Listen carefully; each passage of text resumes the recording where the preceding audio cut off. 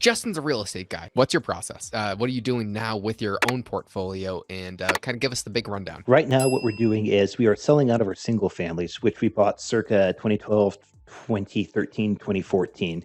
We want to move into multifamily, but the catch right now is that prices are really high. Fancy way of saying it's probably a great time to sell, maybe not the best time to buy.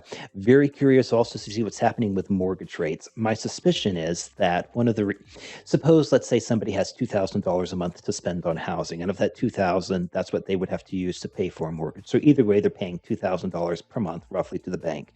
If they have a lower interest rate, technically they can borrow more because there's more of the payment that's going to service the principal unless it's going to service the interest. And so I suspect for the past 2, 3, 4, maybe 5 years, a lot of the things that have lifted and have made home prices go up and up and up have been the fact that people can borrow and borrow and borrow more. And we are certainly no exception to this. For one of our multifamily complexes, we did a refinance. About a year and a half ago, we refinanced one of our multifamily complexes. We're a long-term buy and hold kind of group. That is to say, we like the income. We were fortunate enough where we had capital, not my generation, but generations older than me, had capital. We needed to deploy the capital and earn a yield. We've talked about that before, Josh. There's a great deal of capital seeking and not finding yield. And one of the ways we chose to go into that was to go into real estate. And the way we juice yields in real estate is we take on debt. The debt we like to take on is this fixed rate debt. And when it comes to even the multifamily world, it might not be as advantageous as the single family world in terms of what you can get away with, but the debt products are very, very familiar, very, very comparable, even if they're not a 100% one-to-one ratio with what you would expect in the regular real estate market. So just to put some meat on that bone, think about it like this. You take a 30-year mortgage, whatever, right? For the next 30 years, your payment's going to stay the same. People get that concept for your home or your investment properties or whatever, right? The debt that we use, it's a Freddie product, but Fannie has similar products as well, just depending upon the various markets. So it runs on a 30-year amortization, and it's 10-year fixed, and then we've got a 10-year floating exchange rate. So in other words, we don't have to do anything for 20 years, but we've got about a decade of, I think it's about 3.7% is what we're in on that. Yeah, Josh. Justin, what are you actually looking for when you're buying your properties? We know Cash you flow. are not currently buying Cash right flow. now, just cash flow. Yeah. Are you looking for these prime A's going down to the B, C's? Are like what deals are you looking for with these multifamilies? Are you looking for more starter families or luxury apartments? So a deal is a deal is a deal. And generally, as Jordan Peterson will note, opportunity exists where responsibility has been lacked. Generally, you find that there's more lucrative, or you can get higher yielding if you go lower on the totem pole. The bread and butter used to be in the industry. You find like a D that's been mismanaged, or perhaps like a mom and pop have owned it. And so you have three kinds of apartments. You have A's, which would be like the new builds, like living in a hotel. B's would kind of be like maybe like an older A, whatever, right?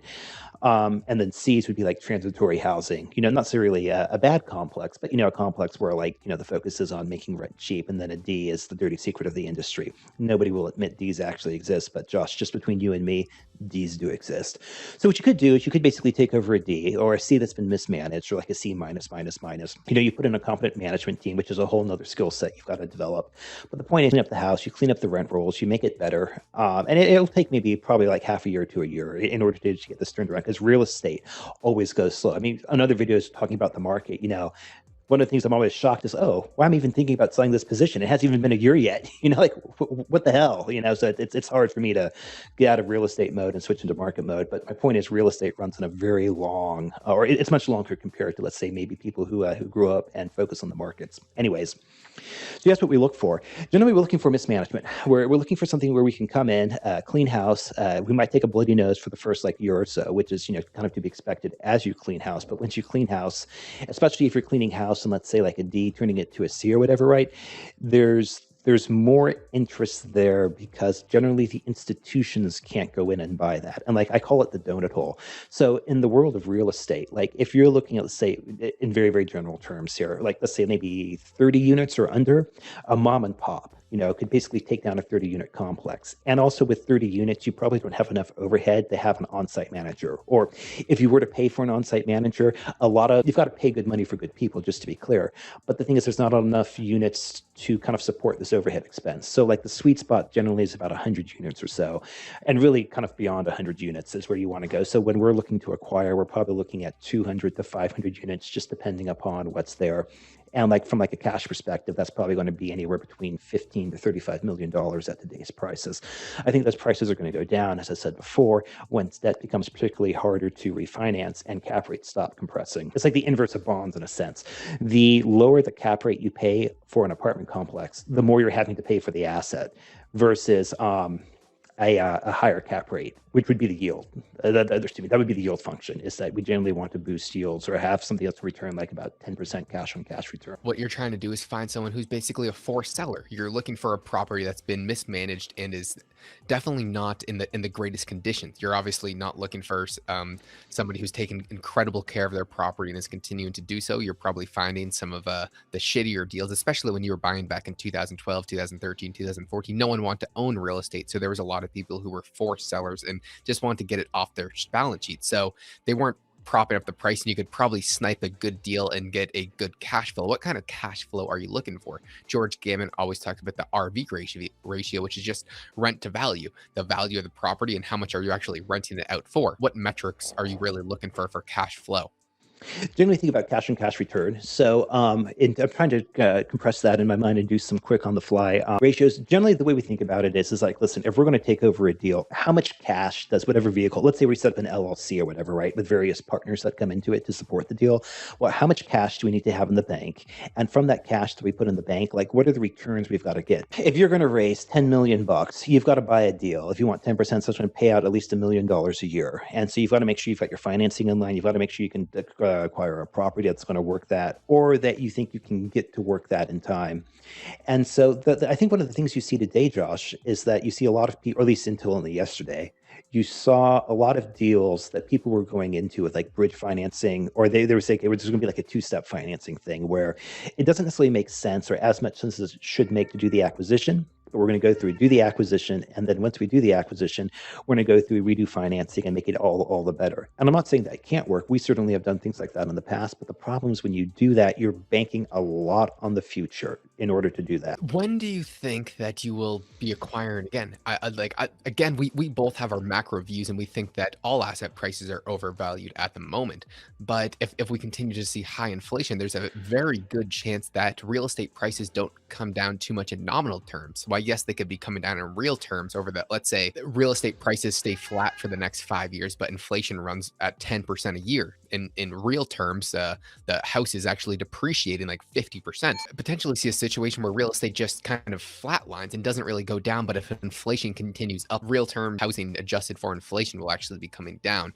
Is then when would you be much more interested, or is it just once you start to see the cash flow coming back? Is all you were looking at cash flow? Cash flow would be where I would start, and kind of this is a metric I would use, is that I would want to see strong cash flow again. Let's say about 10%, give or take, that, or to see a deal that can yield 10% strong cash flow without any exotic financing, without any two-step financing, and do so in an environment with rising interest rates. Or said another way, like I said, I'd be very curious to see what's going to happen. Let's say if Fannie and Freddie paper gets to, and then when I say that, I mean that in the multifamily space, gets to 6 or 7%. Really, really curious to see what's going to happen in there, because again, my suspicion is that because we're certainly beholden to this as well as potential buyers, the more of the interest expense we have to pay, the less we can pay for principal. The less we can pay for principal, the less we can borrow. The less we can borrow, the less we can afford to offer. So there's this dynamic that's playing out here.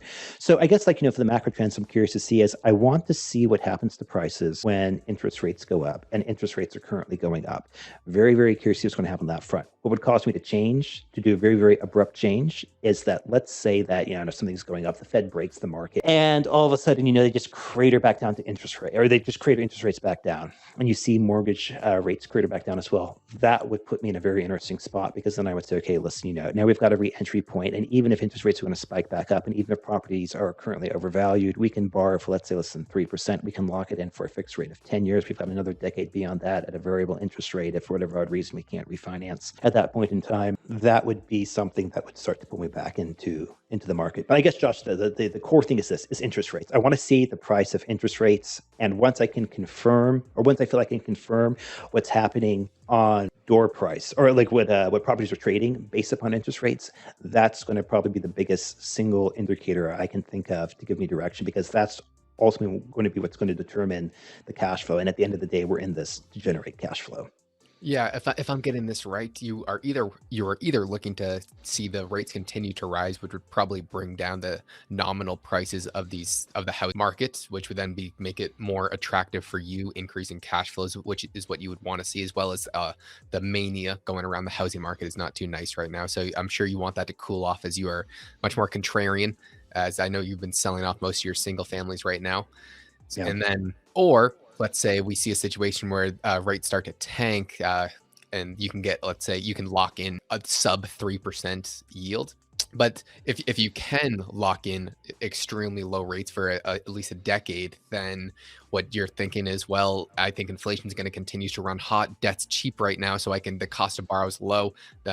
It's not going to cost too much to service this debt, and as inflation rises, wages are most likely going to rise with it. Therefore, I can increase my rents and probably get more profits over the long run.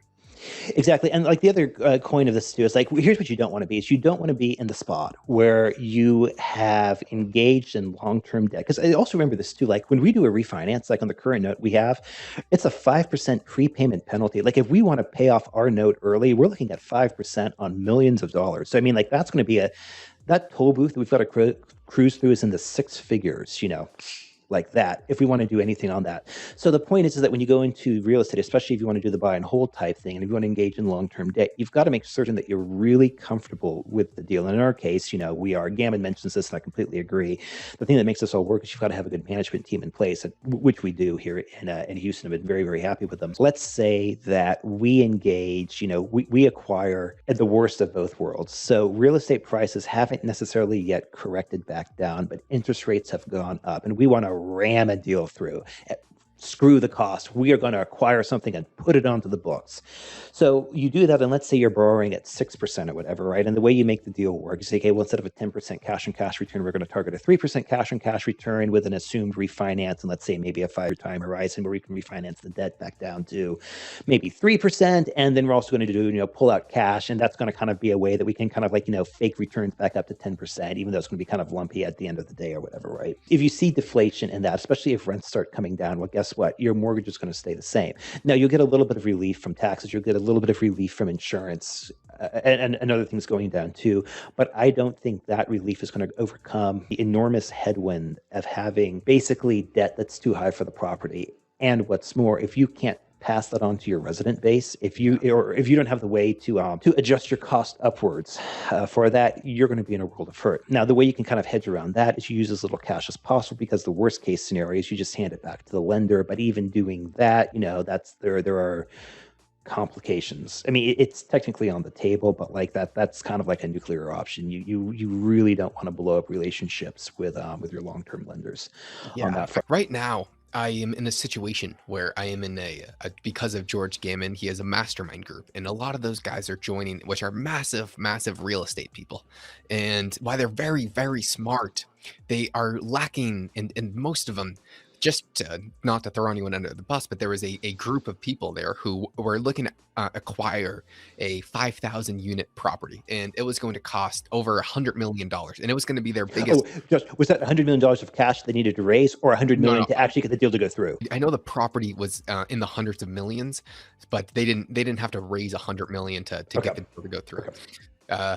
But they did need to raise, like, I know that they were trying to raise around like $20 million. Yeah. So under these circumstances, this was going to be by far their biggest deal. It was going to be like tripling their portfolio. So what's going to happen if we see a situation, you actually, the deal goes through and you get the property, and what happens if rates skyrocket to 5, 6, 7%? We go into a recession, your rents crater by 50%. What are they going to do then?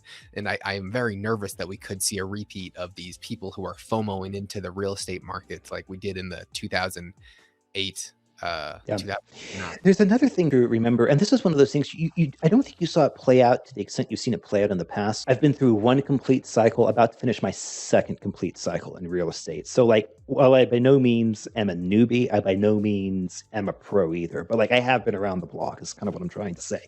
Here's the key thing or whatever, right? When the market shits the bed or whatever, everyone takes a step backwards. And here's what I mean by that. If you're living at some like, gorgeous, beautiful, prime spot location, think like Biltmore in Phoenix or the Galleria in Houston, or I don't know, like wherever, whatever the equivalent is in Boston, like, downtown Boston or whatever, right? And you need to trim expenses. Well, you still need a place to live, but perhaps you don't need the doorman. Perhaps you don't need the gym. Perhaps you don't need, the 24-hour concierge or whatever, right?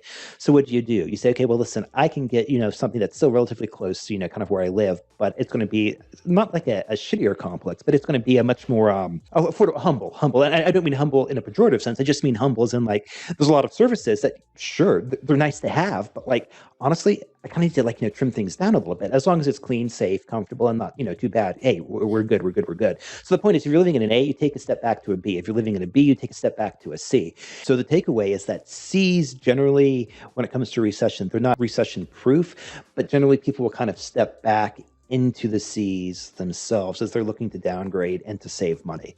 And just like you have displacement from the very top. The inverse of this, I would say, is that when you're at the peak of a cycle, yeah, the C's will make money, but the A's will print, because you can keep jacking up the rates to obscene levels. Oh yeah, So, and I mean in primo locations. When I was in Phoenix, my boss they were jacking his month over month. They were raising his rents by 30%, and they have the optionality to do that because when there's so much money, the people who are trying to upgrade, they don't care because they feel rich and they just say, I want to live luxurious.